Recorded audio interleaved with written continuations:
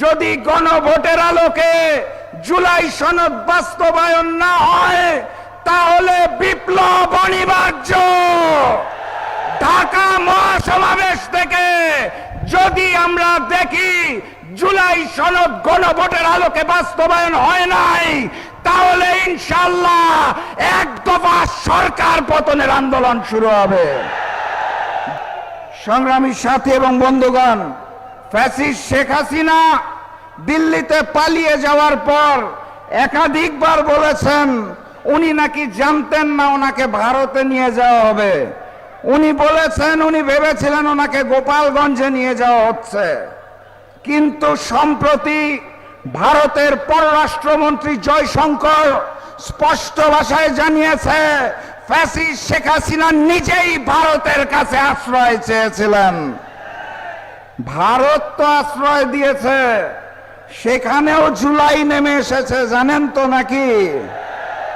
Fascist Sheikh Hasina যে ডিসেম্বরে ফিরবেন, একা ফিরবেন নাকি নরেন্দ্র মোদীকে নিয়ে ফিরবেন, সেটা হচ্ছে এখন প্রশ্ন।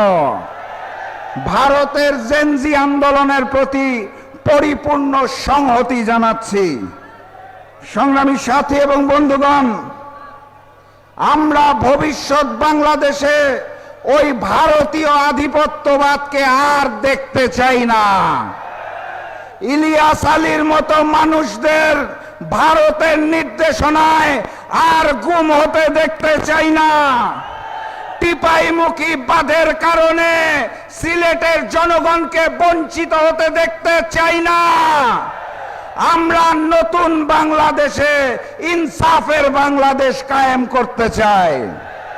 আর সেই বাংলাদেশ কায়েম করার জন্য, ইনসাফের বাংলাদেশকে বাধাগ্রস্ত করার জন্য ম্যানেজ ভোটের সরকার সংবিধান সংস্কার না করে সংশোধন করতে চায়।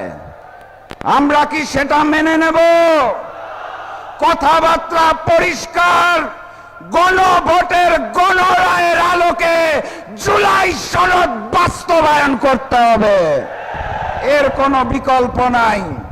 সংগ্রামী সাথী এবং বন্ধুগণ, 11 দলীয় ঐক্য রাজশাহী থেকে বিভাগীয় সমাবেশ শুরু করেছিল। আজকে সিলেটের বিভাগীয় সমাবেশের মাধ্যমে 11 দলীয় ঐক্যের বিভাগীয় সমাবেশ সুন্দরভাবে সমাপ্ত হবে ইনশাআল্লাহ।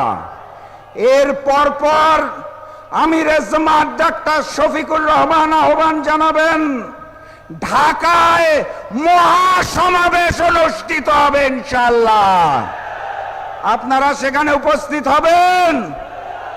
আমি অনুরোধ জানাতে চাই, হাতে একটু বেশি সময় নিয়ে উপস্থিত হবেন, কারণ সেই মহাসমাবেশের আগে যদি গণভোটের আলোকে জুলাই সনদ বাস্তবায়ন না হয় তাহলে বিপ্লব অনিবার্য। ঢাকা মহাসমাবেশ থেকে যদি আমরা দেখি জুলাই সনদ গণভোটের আলোকে বাস্তবায়ন হয় নাই, তাহলে ইনশাআল্লাহ এক দফা সরকার পতনের আন্দোলন শুরু হবে। জুলাই যদি না থাকে তাহলে ওই বিএনপি সরকার, গাদ্দার সরকারও থাকবে না ইনশাআল্লাহ। প্রস্তুত আছেন? দেখা হবে বিপ্লবে, দেখা হবে বিজয়ে।